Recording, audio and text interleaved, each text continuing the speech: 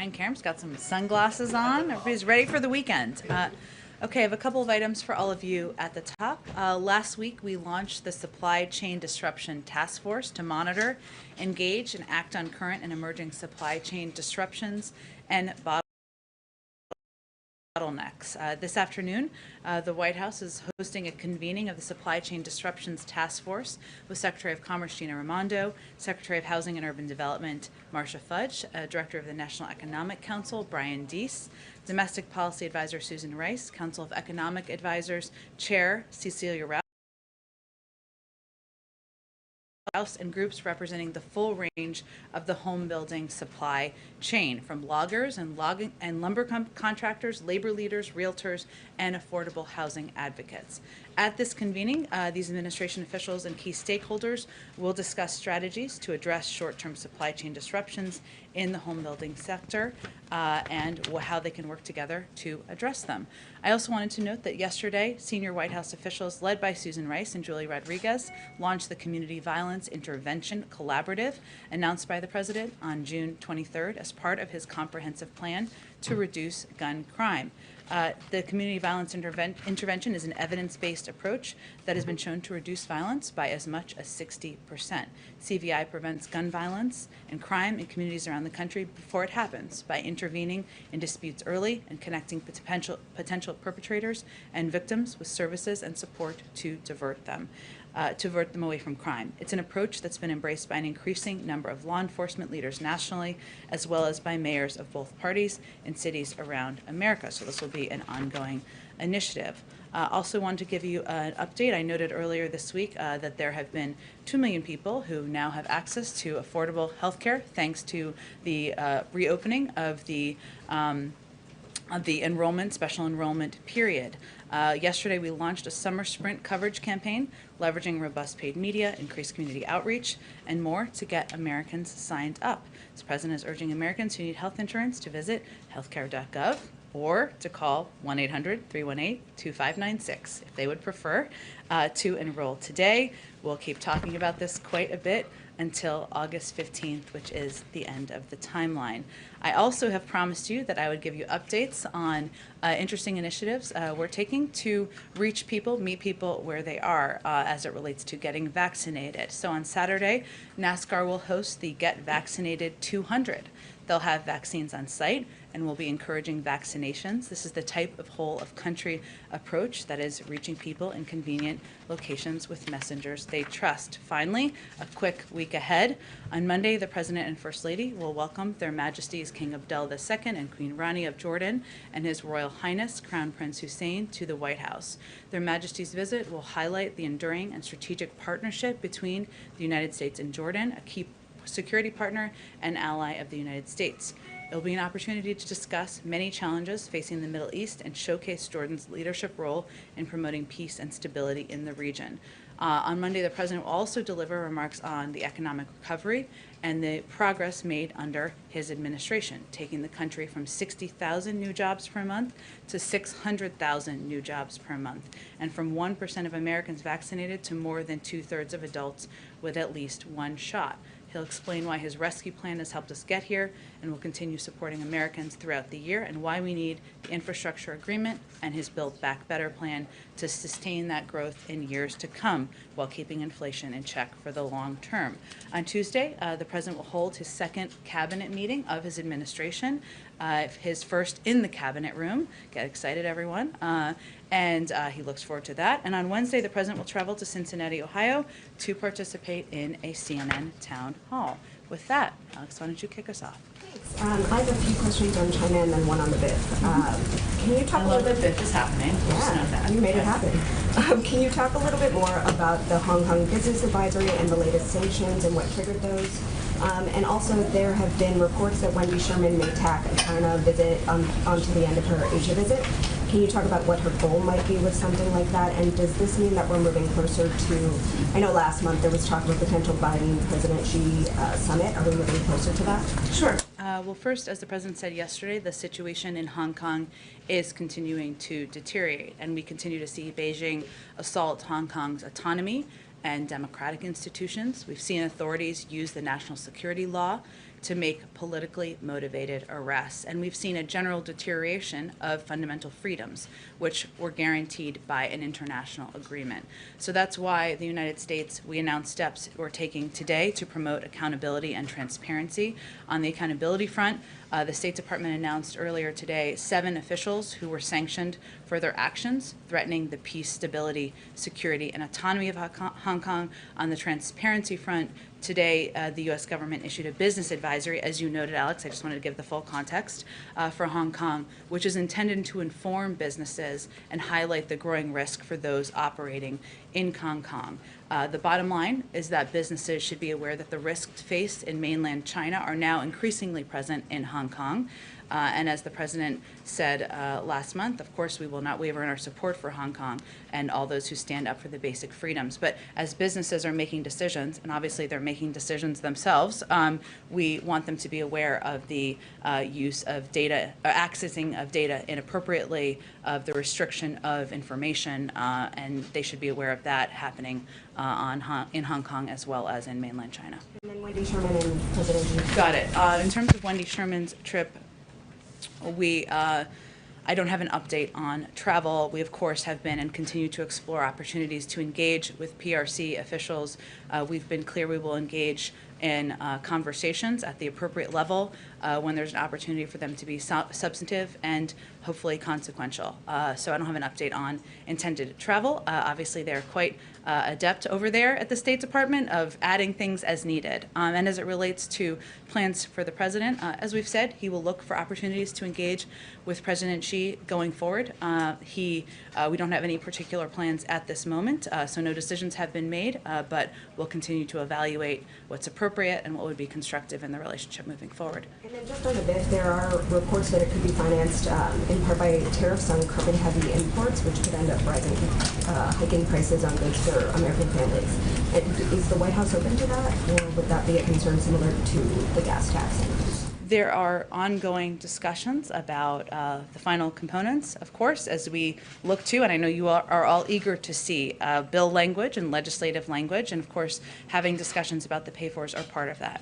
The president's bottom lines have not changed about the fact that any pay-fors cannot raise taxes on individuals making less than $400,000 a year, and anything that would impact that would not be something he would support. Go ahead. Follow up on, I can't believe we're calling it the BIF. Those of us old enough think of Back to the Future. Those who are younger, I don't know what they think of. But Back to the Future category. Given the fact that discussions are ongoing, if the discussions are still ongoing come Wednesday, does the president believe that the Senate should vote, should take the procedural vote to move forward if there's no bill text or deal in hand?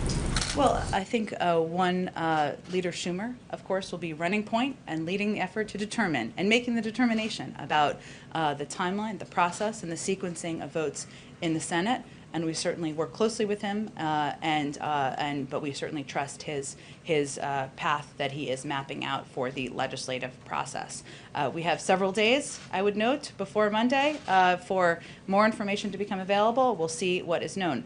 I will note that the president is quite familiar with the roller coaster and ups and downs of legislating, having spent 36 years there and even having had some successes over the last few months in working with legislators. We had a productive meeting. Members of our team had a constructive, productive meeting yesterday. And I'd also note that there are a number of Republicans and Democrats who feel the same in terms of the path forward. Senator Portman said, we're going to get it done, and that we'll end up with a good package. Senator Cassidy said he did not feel squeezed by the timing. Senator Romney affirmed things were going in a good direction.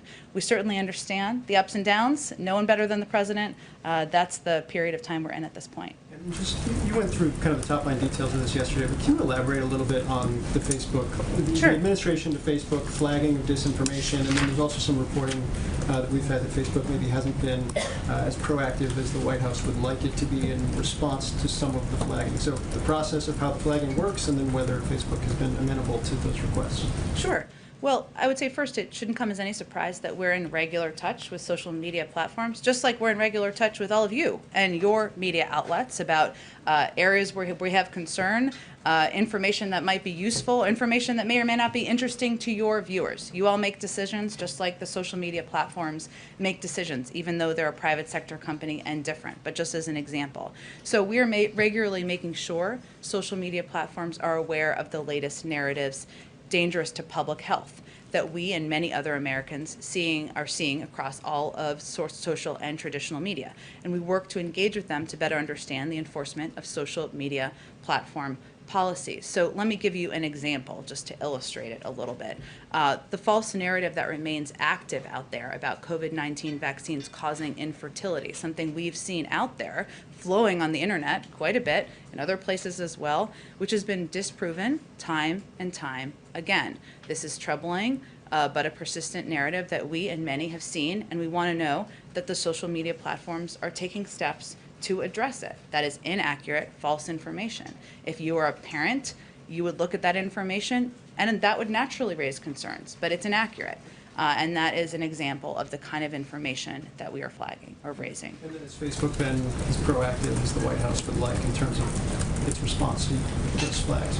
Well, I think as I noted yesterday, Phil, there are more steps that everyone can take. And I would just note again, this is a responsibility of officials speaking, of course, on behalf of the government. It's a responsibility of members of the media. It's the responsibility of citizens and civic leaders and people who are trusted voices in communities around the country. That has a broad definition. Social media platforms is one of them. And as we know, it is also there are also areas where a lot of people get news and information. Sometimes those are accurate news items reported by some of your outlets or accurate information shared by a neighbor. Sometimes there is information that is not. It is hard to discriminate, as we know. This is not a new issue, but it is an issue that is impacting people's lives. So a couple of the steps that we have, that could be constructive for the public health of the country are providing for Facebook or other platforms to measure and publicly share the impact of misinformation on their platform and the audience it's reaching.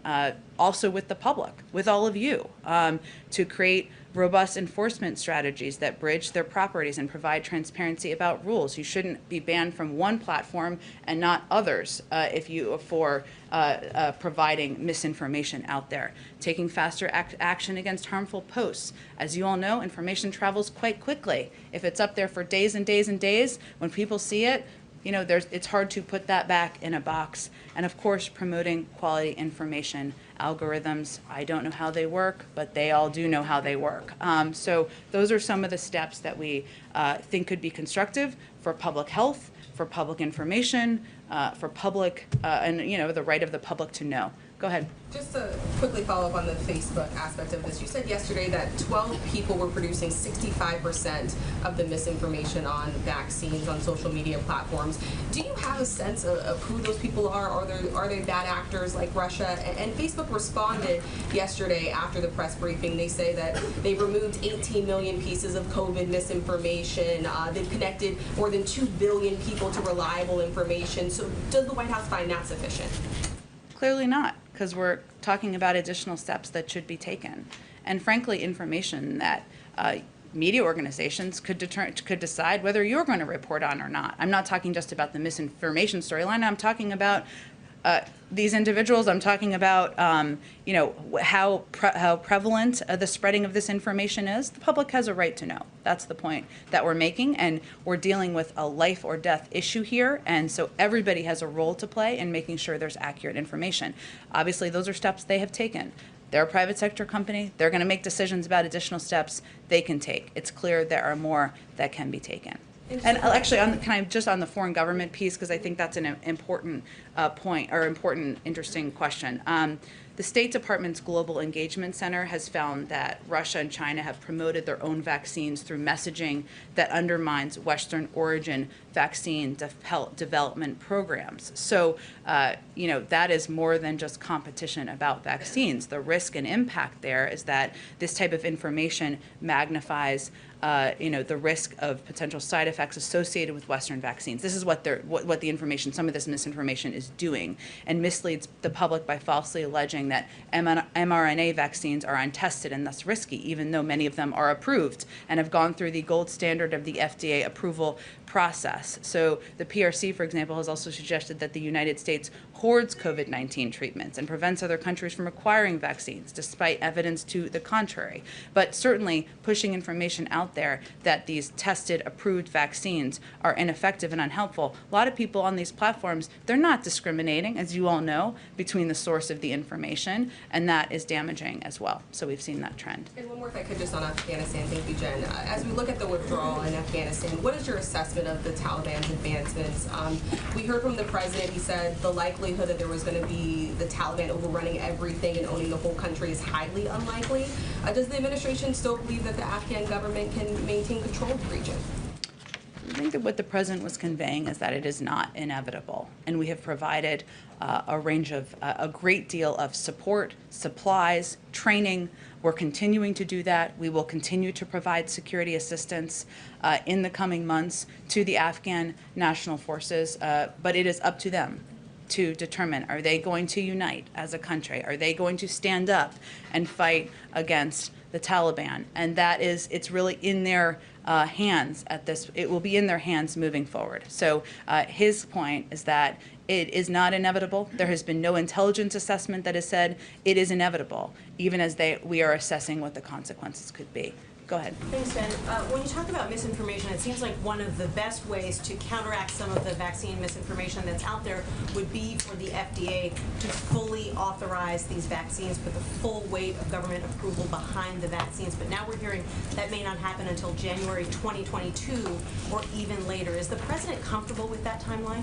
The president's comfortable with scientists and data experts moving on the timeline that they see is appropriate. And I don't know that we know that to be factually true, to that to be the main driver. I haven't seen data to suggest that the main driver of it is if it's formally approved or not. A lot of the misinformation that is traveling out there is about the consequences and the impact of the vaccine. It's not always tied to or necessarily tied to whether it's been formally approved or not. Obviously, that may give medical experts or others some greater level of confidence. We will see, but the president's going to leave it to the FDA to determine the timeline. So the president doesn't have any concerns about the length of time that the approval process takes currently at the FDA? He's going to allow them to move at the pace of science.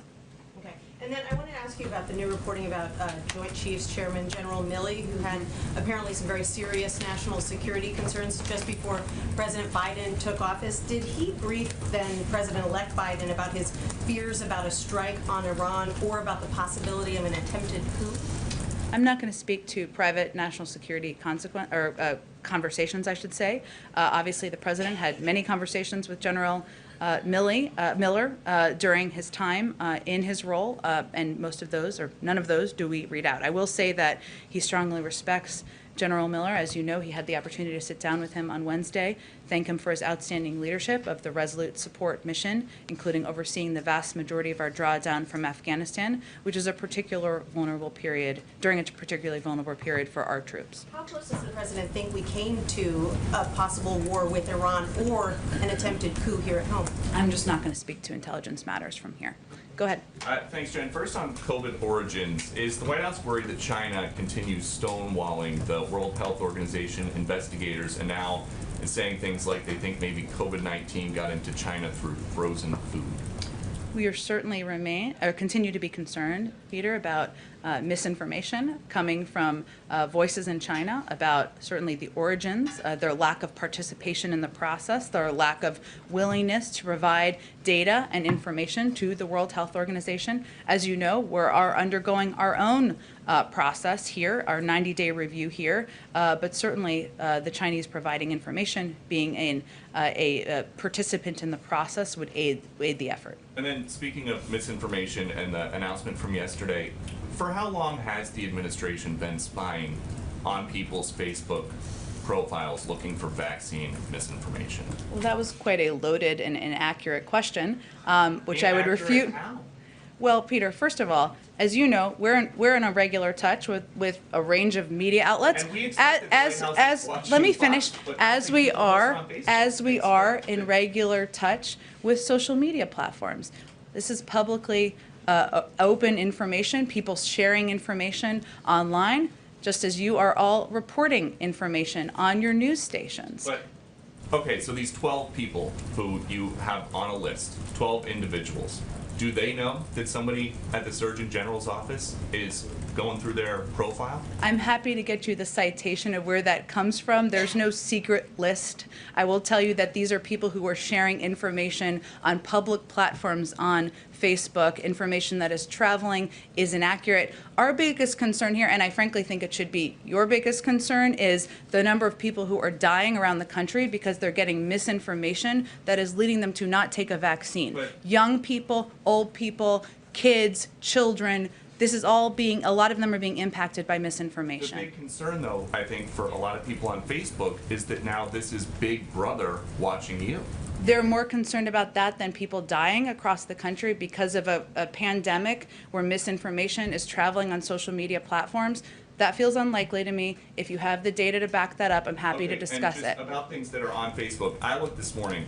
There are videos of Dr. Fauci from 2020 before anybody had a vaccine, and he is out there saying there's no reason to be walking around with a mask. So is the administration going to contact Facebook and ask them to take that down? Well, first, I think what Dr. Fauci has said himself, who's been quite public out there, is that science evolves, information evolves, and we make that available in a public way to the American people. Exactly. I have never seen any data to suggest that that the vaccines cause infertility. That is information that is irresponsibly traveling. Okay, Just I one think. more. Just one more. Sorry, excuse me. Just one more. Okay, about the science, about the science evolving. Facebook used to block people from posting that COVID may have originated for a lab. That is something this president now admits is a possibility. So, is there any concern that things you are trying to block or have taken down might someday turn out to be? We don't take anything down. We don't block anything. Facebook and any private sector company makes decisions about what information should be on their platform. Our point is that there is information that is leading to people not taking the vaccine, and people are dying as a result. And we have a responsibility as a public health matter to raise that issue. The responsibility we all have, the government, media, platforms, public messengers, to give accurate information. Go ahead. About the 12 individuals that are on that separate site. It's not from the White House. I don't have the source in front of me, but we've read it as well. Can you give us a sense of who those individuals are, as was asked before, and what specifically you've given a tough message to the social platforms that they should do more, the social media platforms. What from this podium is the message to those individuals, the 12 of them, who are responsible for 65% of the misinformation that's out there? The message is the same message as it is to every person out there who has a platform, whether that is an elected official or that is a person who is a civic leader.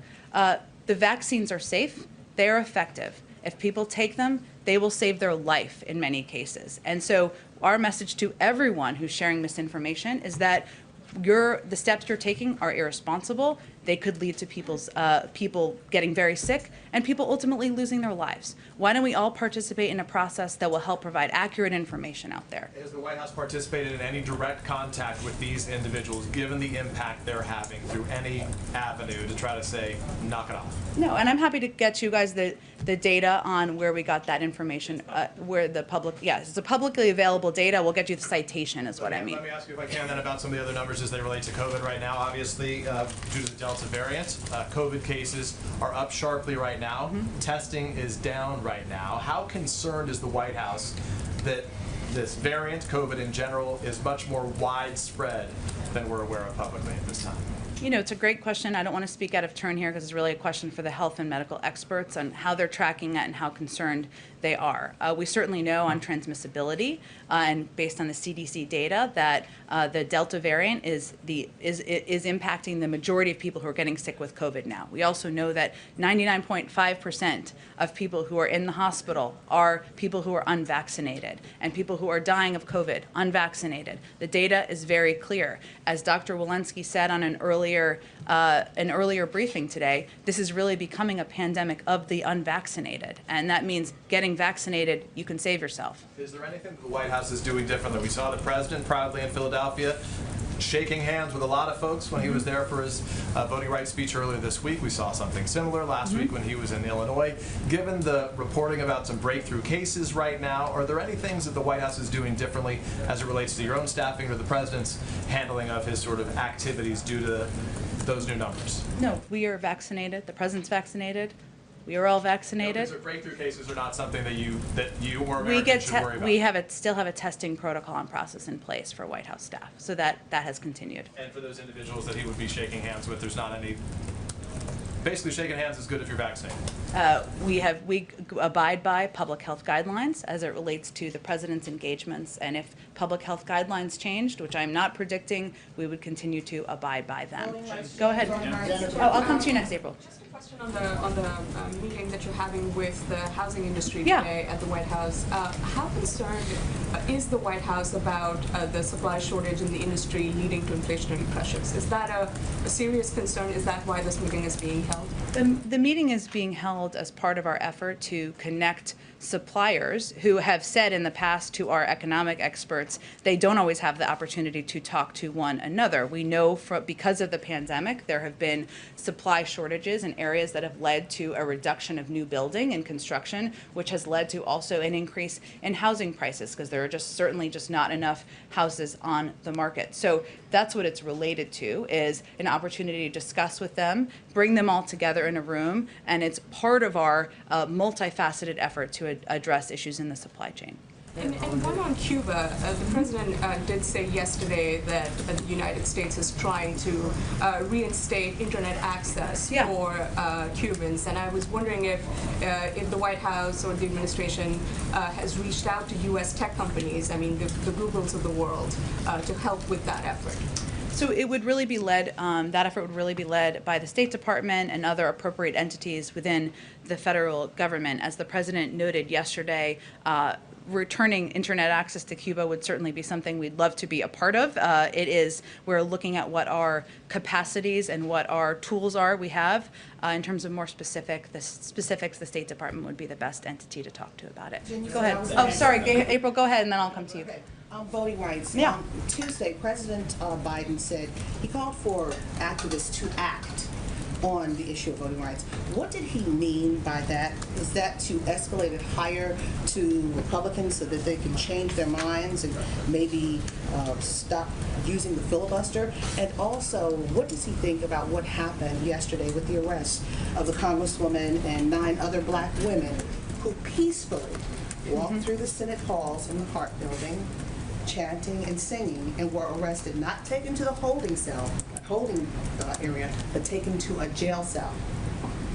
Well, April 1st, what he meant by speaking out or having your voice heard, or the range of ways he said it, is that in order to make change happen in Washington, often you need to create a grassroots movement that's led by the American people. And it's not just about whether the minds of 10 Republicans can be changed directly by a phone call from a president. It often requires activism, engagement, a vocal opposition or excitement from members of the public. That's going to take a lot of different forms, right, and formats. It can take letter writing, phone calling.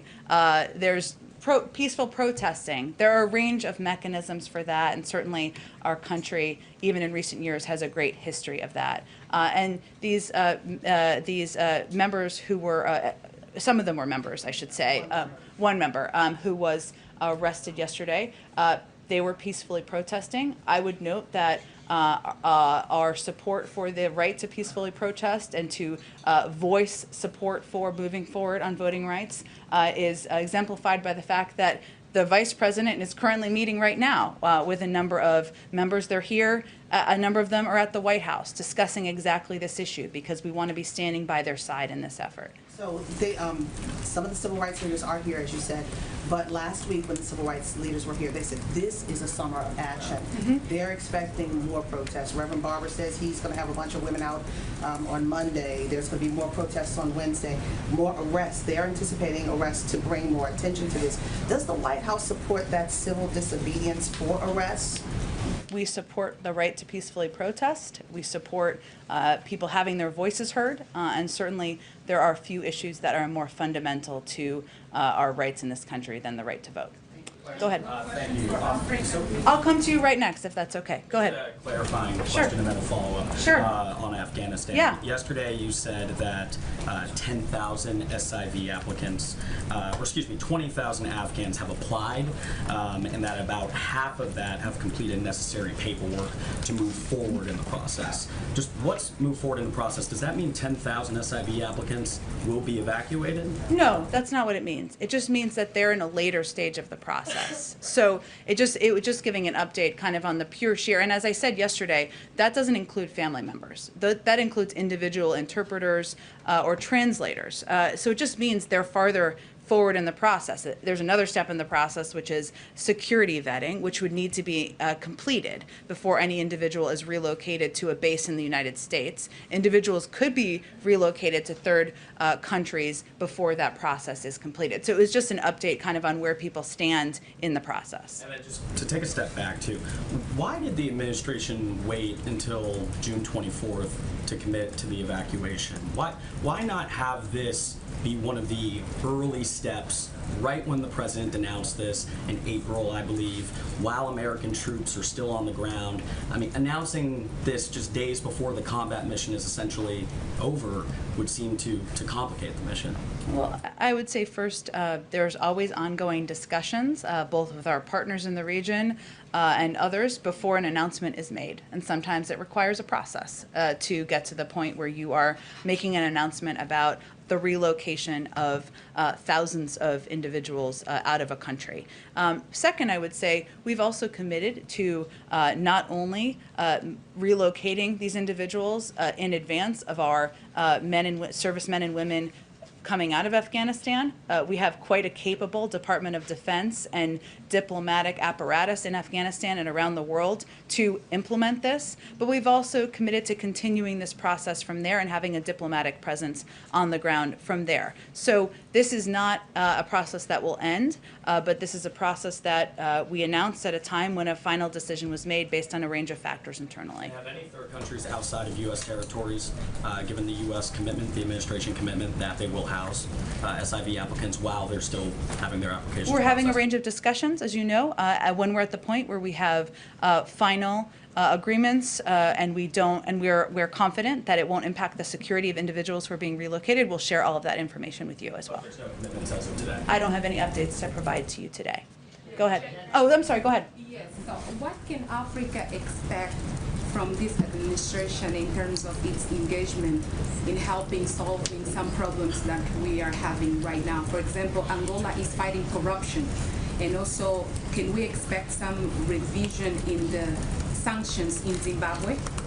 I don't have any update for you on considerations around sanctions. I would point you to the Department of Treasury or the Department of State on that.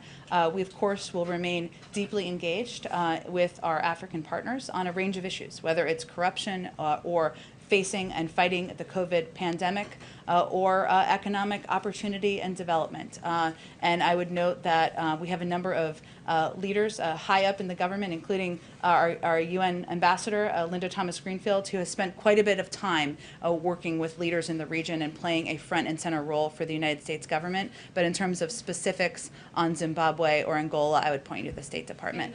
Regarding misinformation, do you have any data that shows that children have been affected by misinformation?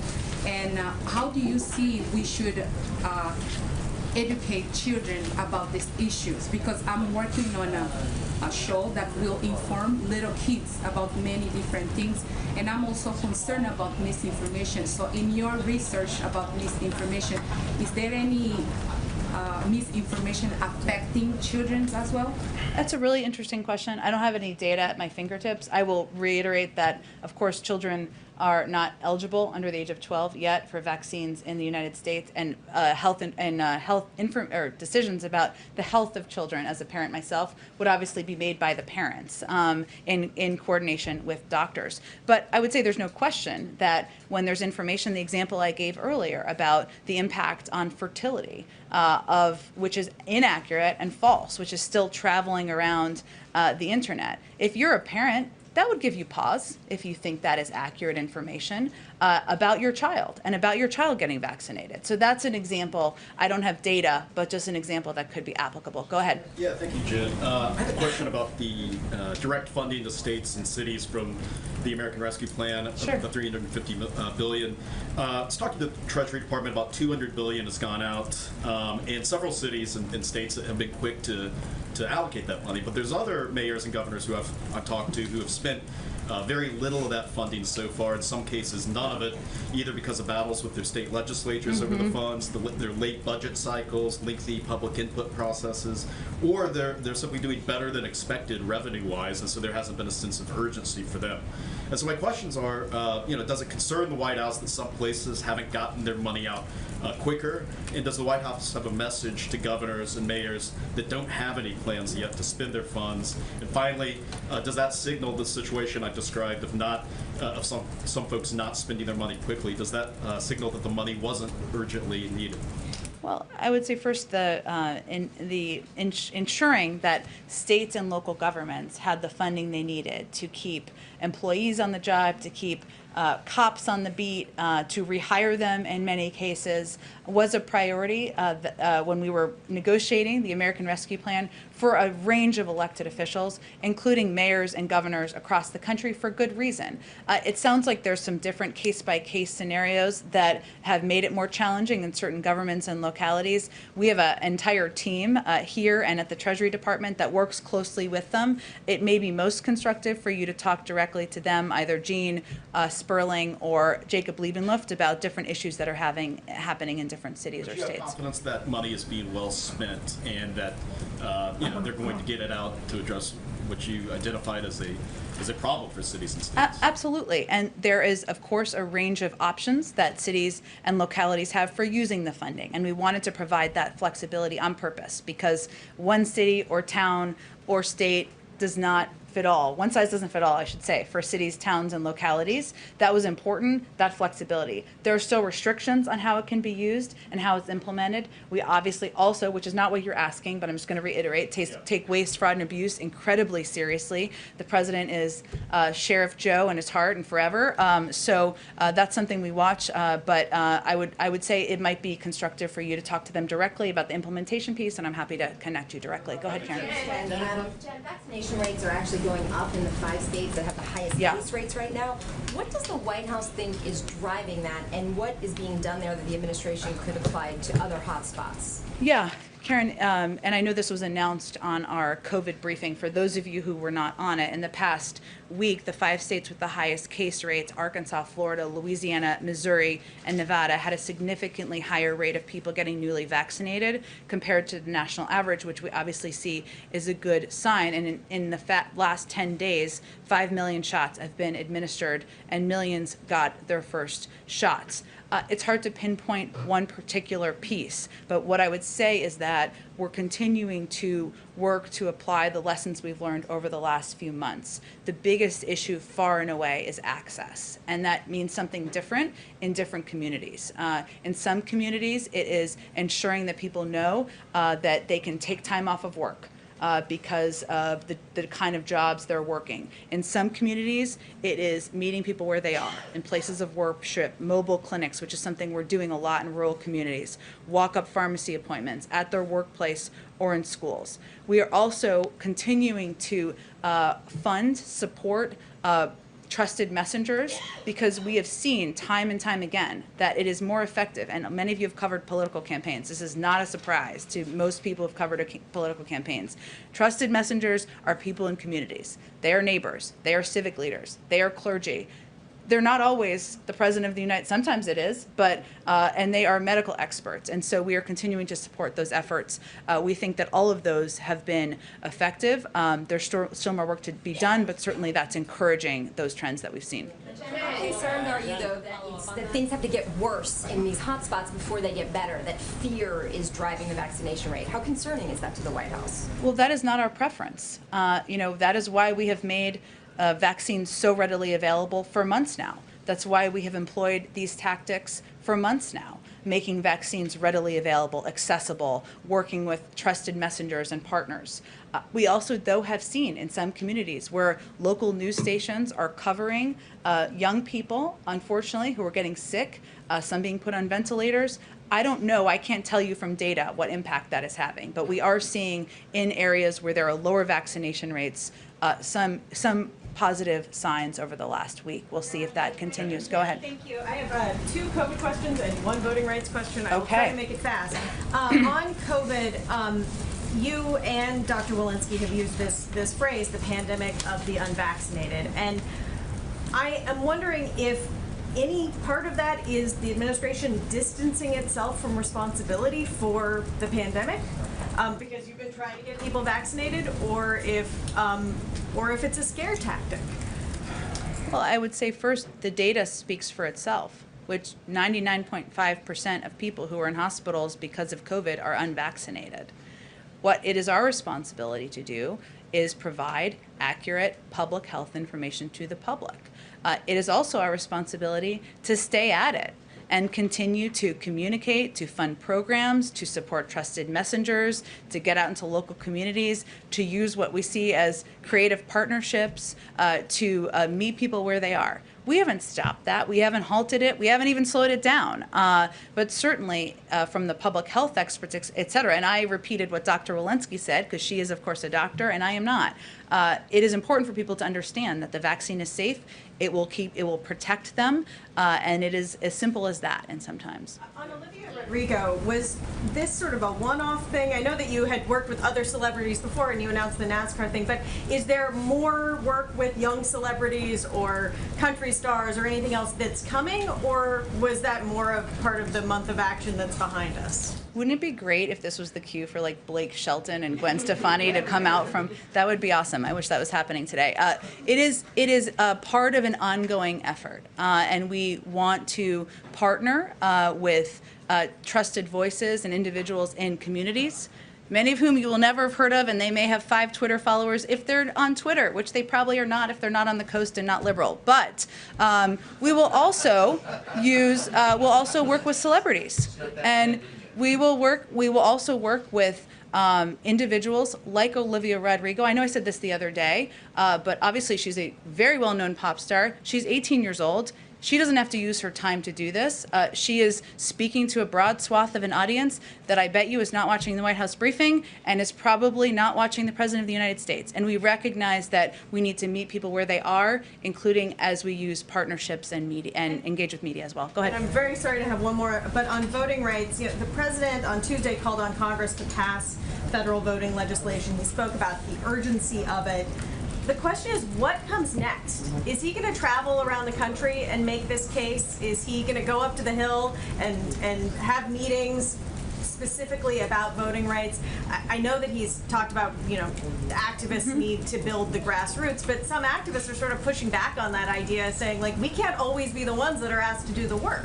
He's not saying to do it alone. He's saying, I will be with you. But he's also saying that grassroots activism is what is going to move and change the country for the better. That's always been the case throughout history. In terms of what he will say and do, I don't have any scheduling announcements for you at this point in time. But he has said this would be a cause of his presidency. That means he will use his time, use his platform to make sure he's speaking about, elevating it, engaging in it. And as you know, the vice president, this will be a top priority for her. She will be front and center for the administration on this issue moving forward. Go ahead. Thanks, Jen. Just given the Wednesday timeline that Senator Schumer has laid out, what will the president be doing over the weekend to help things move along? Will he be making calls all weekend? And then what's his response as well to Republicans who are concerned that tougher enforcement in the IRS won't be enough to generate enough revenue? Well, first I would say the president has proposed a number of ways to pay for these proposals that have been out there in the public and has been a part of these ongoing discussions, which are continuing. And those proposals, he has a number of proposals out there that will more than cover the cost of this this infrastructure agreement that do not violate what the Republicans have said is their red line in this case, which is the 2017 tax cuts, regardless of his point of view on that. We'll take that on in the Build Back Better reconciliation package. In terms of what he will be doing, the president is ready, willing, able, looking forward to playing any constructive role he can play in getting these pieces of legislation across the finish line. Will that mean phone calls? Sure. Will it mean bringing more people to the White House? It probably will. But I don't have anything to kind of lay out for you here. And separately, has the intelligence community attributed the Kaseya ransomware attack to the Russian government, and has it been concluded that the RNC was indeed hacked? Well, first I would say the RNC put out a statement when that news came out saying it was a third party that had their information accessed, not the RNC, a vendor of the RNCs. I'm not aware of the information they're changing. I would point you to them on that. The FBI is, of course, doing an investigation and in touch with them. I don't think they've put out any new information since then. In terms of the Kaseya attack, we have pointed to the fact that that our evil has many cyber experts have assessed their engagement here. We have not attributed the Russian government's involvement in this case. It's an ongoing review, but we don't have any new information on that front. Go ahead. Madam Jen, I'm curious if the uptick in the Delta variant, if that is playing any part in where the president is leaning in terms of extending that federal mask policy in public transportation. I know it's set to expire in September. Is he leaning towards extending that even more? We've seen some health officials say that they want to extend it even now. Well, he's going to lean into the advice of his health and medical experts and teams on any steps that need to be taken to keep the American people safe. Given we're talking about September, I know that feels like a short period of time away. It is actually some time away, but he'll continue to receive updates from them on a range of issues as it relates to COVID. I'm sure they'll discuss this and their views. And on that same note, he said yesterday that he's going to take into consideration some factors before he talks about what will happen with the European travel ban. Is that going to play a part into that with the Delta variant coming up? Well, as it relates to the travel ban, we certainly know we've made important progress on the pandemic. We'll continue to put public health first. The president, all decisions about reopening international travel will be guided by our public health and medical experts. There are ongoing working groups that are having these discussions to keep open lines of communication. He will be receiving an update soon, I believe, if not today, then in the coming days on where things stand. But we must be vigilant, particularly about the spread of variants. We'll reopen when health and medical experts expect it is safe to do so. Go ahead. Thanks, Jen. Does the president plan to reappoint the Fed chairman to another term? I have no announcements or pronouncements on the Federal Reserve Chair or any other personnel to convey to you today. Is there a timeline for that decision? I don't have a timeline to project. I know that there's a timeline for when his services will need to be reviewed or determined. Go ahead. Let me just get around. Go ahead. I had a question about Belarus, if I may. The Sure. Belarusian opposition leader, Svetlana Tikhanovskaya, will be in Washington next week, and she said she would meet high-ranking officials. I was wondering whether you had details about that. I don't with me. Let us get it to you after the briefing. Members of the National Security Team or the State Department, was she more specific, or just people from the U.S. government? She just said high-ranking officials on Twitter. Okay, let us get you more information after the briefing. Reese, who is our special guest from, tell us where you're from. Who's not been, have you been here before? I've never been here before. Okay. Dun dun dun. Welcome. Welcome to the super. Thank you. So my question is really just about, we kind of touched on the vaccination rates in like rural counties, especially in Oklahoma. We're seeing a significant rise in COVID cases. Is there any specific plans that the administration has to help increase vaccination rates in these rural counties that really these people don't have any intentions of even getting the vaccine? Well, we've talked about this a little bit, but what we're doing in rural communities is employing a number of the tactics that we've seen work around the country. So we know access is a huge issue in rural communities because people may not live near a pharmacy. They may not know still where to get a vaccine. We certainly understand that. So part of what we're trying to do is deploy and make sure we're expediting our deployment of mobile vaccine units to rural communities to bring the vaccine to people where they are and where they live, to make it as easy as possible. And so this work is going to continue person to person, community to community. We're also working with a range of trusted partners locally.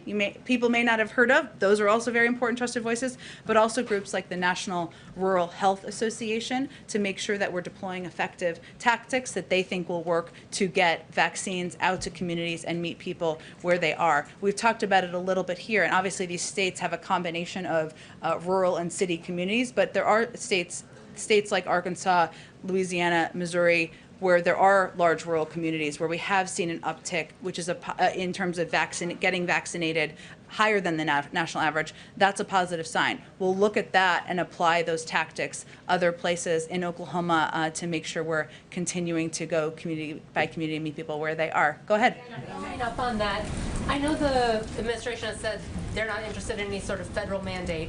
Do you encourage, though, employers to require the vaccine for their employees, or state and local? I know there's a little bit of discussion about local governments. Is the White House encouraging others to require the vaccine of their employees or their residents? We know that some employers, hospitals, health systems, colleges, universities, local leaders have chosen to take this step, and we expect others to do so as well. But our role we're playing from here is continuing to go community by community, person to person, making sure we are meeting people where they are to get the vaccine out. We believe that local communities, entities, organizations are going to make decisions about what they need to do to keep their community safe. And what about for federal workers or members of the military? I don't have anything new to report on that. Go ahead. Question. The Justice Department Inspector General's report on the FBI handling the Nassar case, that's the latest embarrassment in a string of embarrassments for the FBI this summer. Does the President have complete confidence in Christopher Wray? And what is the administration's message to people who see this bungling and want to know if the FBI is up to task with ransomware, domestic terrorism, and other threats? Well, first I would point you all to the expansive statement that was put out by the FBI in response to the Inspector General's report. Second, yes, he has confidence in Christopher Wray. Third, as it relates to ransomware, this is an across-government interagency effort, one that we have not seen done in the past. I gave a little bit of an update and a readout of it yesterday, where we're tapping into all of the resources and expertise across the federal government. The FBI has been a key partner in that, as have a number of entities in our national security team who can play a role in fighting against ransomware. Go ahead. Oh, go ahead. And then we'll go. I'm sorry. Go ahead. We'll get you doing back. Go ahead. Thanks. Oh. Go ahead. Sorry. Okay, so you haven't talked about APEC. This was a conversation that the president had this morning. No one's asked about it. Now's the moment. And so there seems to be a convergence between President Biden, President Xi, and also President Putin in terms of making and sharing and distributing vaccines. My question is the mechanism of it. We know that APEC supports the TRIPS waiver, as does President Biden. Was there pressure from APEC member countries to have the U.S. put more diplomatic pressures on WTO countries to pass the patent waivers? Well, first I would say the president's view continues to be exactly as you laid it out there. This is a ongoing process, and Ambassador Tai is our lead representative in these discussions and negotiations. The APEC summit, for any of you who watched parts of it, was virtual and was individuals delivering sets of remarks. It wasn't an interactive opportunity, I would say, and President Xi actually delivered pre-recorded remarks, so he wasn't even there participating in person. Just to follow up on the health misinformation. Or on virtually live, I should say, yes. Following up on the health misinformation, do you consider claims by some in the conservative circles that ivermectin, am I pronouncing that right, as a promising treatment for COVID as misinformation? I know that the FDA has weighed in on this, I believe in March, but I just wanted the administration's latest position on the drug. Information that's inaccurate, we consider misinformation. So I don't think it's more complicated than that. Go ahead. Go. Let Ebony go. Do we what?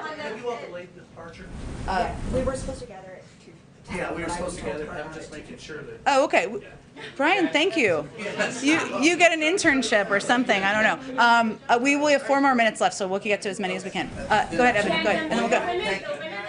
That are meeting with the vice president today, most of which have basically said that they want the president to really talk about the filibuster, nuking it or reforming the filibuster. And so with each of the meetings that they're having, I'm still coming out wondering what is the hope that's going to happen, because just about every single woman that is in that room has spoken about it. That's my first question. And even though you also said that there isn't a plan right now for the president to go to Arizona or to go to other states, why isn't there right now that kind of plan? Because they have come out and said that the administration has put a lot on them, but they're waiting to see something back. Well, I've laid out for you what we know about our schedule, which is through next Wednesday. So it doesn't mean that he's not going to go out in the country and talk about a range of important priorities in the future. And I don't want you to take it that way. That was not what I was implying.